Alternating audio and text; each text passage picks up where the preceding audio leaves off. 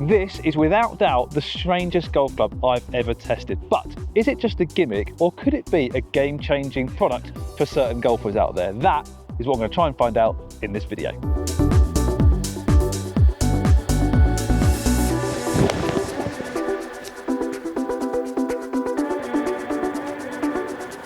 Right everyone, I'm here at Burghley Park Golf Club, my home club, to bring you something very special. Now, we've seen adjustable drivers down the years, even interchangeable weights on irons, but I don't think you've ever seen anything like this. It takes it to a whole new level. This is the Q Gen 2 adjustable golf club, and there's two big talking points with this club. The first, as you probably noticed, is it comes in two parts. So you screw it together to make a club, but you can take it down into two parts, and that makes it much easier to travel with. If you like playing golf abroad, you can fit this in your hand luggage, your rucksack, definitely in your suitcase. So it's going to make traveling abroad and make you able to play golf abroad much more easier. This comes with 8 different loft settings, ranging from a 4-degree putter all the way up to a 60-degree lob wedge. So you've essentially got 8 clubs in one with this Q Gen 2 1 club. And it's pretty straightforward. All you do, slot it in. It takes a while because obviously it needs to be very secure. You don't want the other half flying off while you're swinging. So there you have it. It's all tightened up now. It's actually got a longer grip on it with different markings, so you can use it for wedge play, obviously putting. And it works like this. So basically you can see here, you've got these 8 different settings. You push it in and twist. So you've got your putter there, and you've got your Stinger hybrid 12-degree Stinger setting, then you've got a hybrid, 8 iron, 6 iron, etc, etc. Pretty simple to use. We're going to play 3 holes here at Burghley Park. We're on the 15th, so we're going to play 15, 16, 17, see how it copes with the different holes, different shots, different lies, and see if it's a genuine option. You know, walking around a golf course with just one club gives you a lot of freedom, but how does it actually work in practice? Let's find out. Right, we're on the tee of this par 4 here, where I would normally use driver, but for this particular club, I'm going to go for the Stinger setting, so that sort of 12-degree loft set. And I've got to say, down at address, it actually looks quite nice. There's obviously a lot of real estate behind the ball here in this setting, not a lot of loft on show, but actually looks pretty inviting to hit. And obviously this is a 38-inch club, so the same length as my 7-iron, so I'm not going to generate as much speed versus my driver with this club. I would normally hit a driver obviously on this par 4, and I've got to say, having made a few practice swings, this is a regular flex graphite shaft, but it definitely feels a lot stiffer than that. I think obviously because you've got this point where it joins the pieces together, that feels like it adds a little bit of stiffness and rigidity to the shaft. Doesn't feel like it's kicking as much as a normal 7-iron length graphite shaft would do. So hopefully, I think it's going to play a little bit stiffer than a regular flex shaft. So I'm excited to have this, give it a try. I mean, we're on the 15th here at Burghley. There's bunkers, 220 down the right, 240 odd down the left. I would normally hit driver here and carry those, but let's see where this 12-degree Stinger setting takes us.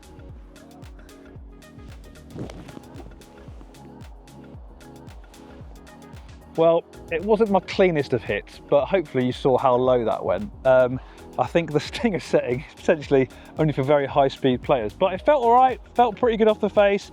Was a slight missed hit, but it's down there, it's on the fairway. Let's go and see where we finished. I have to say, the idea of just walking around the golf course, not carrying a bag, just literally carrying one club and some tees in your pocket is very appealing. I love the freedom it gives you. Obviously, if you need to carry your waterproofs or other things with you, it's not going to be ideal. But if it's a nice summer's day and you set out for a quick 9 holes maybe, just having to take one club out with you, I think there's a lot of people that really enjoy that. And I've got to say, I'm fully on board with it. Right, I'm pretty happy with that one. It's actually gone pretty far, level with that bunker, so it's gone about 220 off a miss hit. Very happy with that. How far have we got here? We've got 185 yards. So that feels like we can go into the 6-iron setting. Right, so I'm now in this 6-iron setting, and this is where it starts to get a little bit strange down at address. You can see here how the leading edge sits quite a long way in front of the hosel, and you've got this big gap here obviously where you push it in to twist the settings. So It's not the best looking club at address, but it's definitely function over form. So let's see if it actually delivers a decent shot on this approach shot.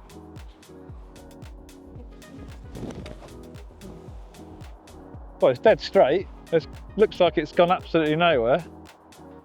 No, come up about 15 yards short. So definitely distance output, I would say, looks like it's a little bit reduced. Turf interaction was a little bit clunky. Obviously, you see you've got this very wide sole on here, but not a horrific result. We're on the fairway, just short of the green, chance for a par. Let's see if we can play a pretty standard short pitch shot in this sand wedge setting.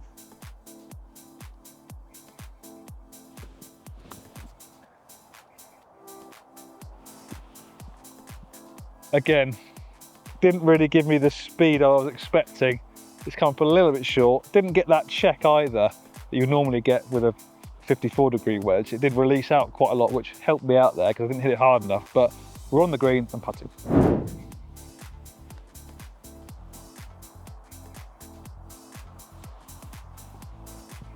Yeah, I've tested this before and I've hit putts a long further than I thought, because obviously the face is built for speed off the tee and off the fairway, so putts tend to roll out a bit further than they expect, as I've done here. And I've left myself with a horrible little left to right downhill knee knocker for my bogey, which is not what you want. Obviously it doesn't have a putter grip on it, so it doesn't have that flat front edge, so it doesn't feel overly comfortable on the greens, I have to say.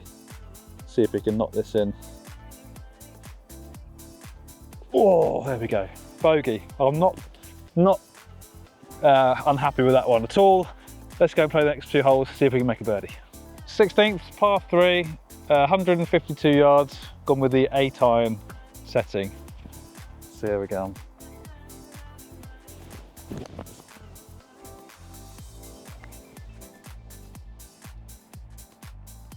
Oh, just crept in the bunker. That wasn't a bad shot. Let's see how this fares in the sand. Right, found the bunker, and this is where I feel like this club might be quite difficult to use. Obviously it does have a nice wide sole, which should help. I've got it in this 60-degree setting. I'm going to grip down. I mean, this looks very strange, I have to say, this club in this setting, but let's see how it actually works out of the sand.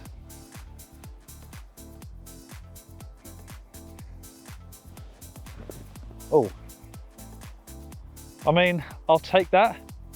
What's interesting is when you twist the head to give it more loft, it feels like the leading edge actually comes sort of up quite a lot. I don't know if you can see that. So there's a lot of effective bounce on here, which was a little bit disconcerting when I was looking down at it, but did get under the ball and popped it out to a reasonable distance. So it is playable out the sand, maybe not going to give you the finesse or versatility that better players might look for. That's horrific, but not disastrous. 2 bogeys, 1 hole left. Right, hole 17 normally will be a driver and you can get over those trees on the right, but with this Q Gen 2 club, it's going to have to go for the stinger setting and sort of nurdle it between the 2 sets of trees. So it actually makes the hole quite a lot more difficult, but let's see if we can get a good one down there.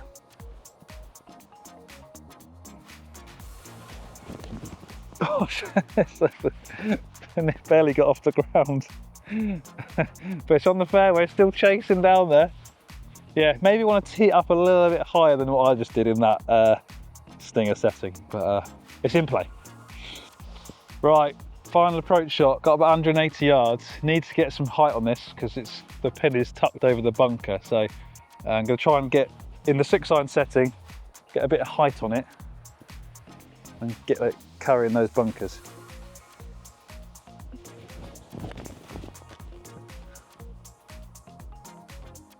Play shot, play shot. Well, you can probably tell, not my best hit.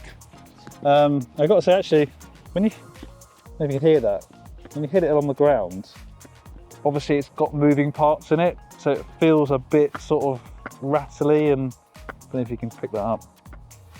But obviously, the actual shaft is, you know, that's not moving, the head's not moving, like when I'm trying to twist it without pushing it in. So it doesn't feel like there's any sort of movement there, but I don't know, when you don't strike it, especially off the bottom of the face, it feels especially bad. So yeah, not the most forgiving. You've got to be a pretty good ball strike, I think, to get the most out of this, which I wasn't today. Right, so I've got my 60-degree setting. The lie's not great, so it's interesting. Obviously, when that loft steady, as I said, the leading edge looks like it's quite high, so you feel like you need to lean the shaft forward to get the leading edge down, but then obviously that takes loft off, so it's a bit counterintuitive. On a shot like this, you've got to get it up and over the bunker. I mean, I could play a little sevy chip and run through the bunkers, but let's try this 60-degree setting and see if we can. I mean, see how the ball reacts on the green as well, because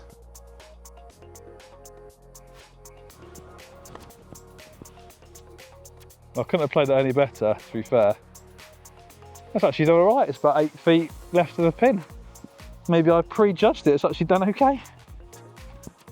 Right, oh, we've got to change it into my, oh no, putter setting. Right, we're good. Right, it'd be nice to finish with a par, wouldn't it? Not disastrous by any means. Left edge.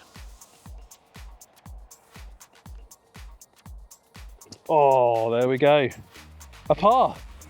I'm pretty happy with that. So there you go. Hopefully you enjoyed that little look at the very strange and bizarre Q Gen 2 club. And I think, in conclusion, would I use a club like this? Probably not. But I did enjoy the freedom of walking around holding just a club. I certainly felt a lot freer, more energised. And you know, it's not conforming to the rules of golf. It's not for serious golfers. It's not for competitive golfers. But if you play a lot of social rounds, you want to save a bit of money on your travel costs. You want something that's going to give you, you know, versatility in terms of having 8 different clubs in one, essentially. It could be well worth a go. The feel wasn't great, wasn't the most forgiving.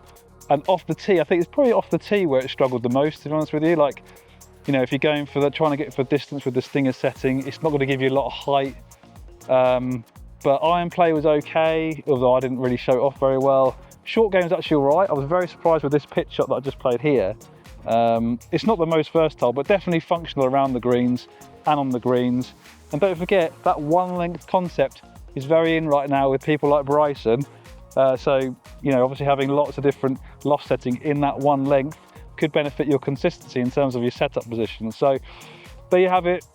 Jury's out. Let me know in the comments, what do you think about this club? Is it just a gimmick, or would you generally consider using it? I would love to hear from you down below. But that's all from me here at the beautiful Burley Park Golf Club. I'll see you next time.